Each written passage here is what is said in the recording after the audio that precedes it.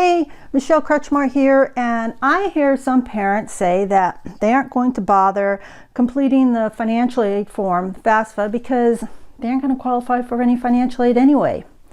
Well, before you decide it's going to be a waste of time, there's some things you really need to take into consideration. Mark Kantrowitz, who is one of the nation's leading experts on financial aid, has said that unless parents earn more than $350,000 a year, have more than $1 million in reportable assets, and have an only child they'll be sending to a public state university, they need to file for the FAFSA. Now, why does he recommend this? Several reasons. Okay. The first is the FAFSA is not just for grants, it's also for student loans.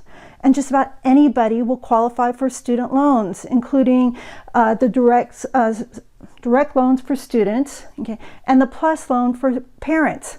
Okay. You do not have to prove need to qualify for those loans. Then there's a reason why Kantrowitz was actually talking about public schools.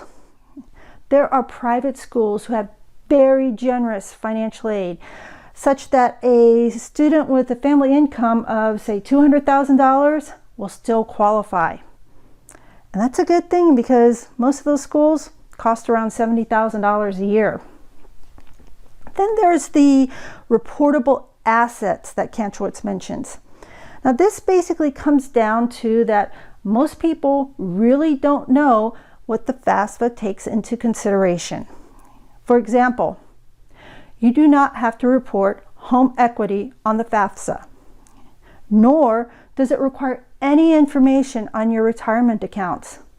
Now, there is another financial aid form called the profile that does request those things, but most schools do not require the profile. So, unless you meet the conditions that Kantrowitz was talking about, I strongly suggest you take the time to complete and file the FAFSA.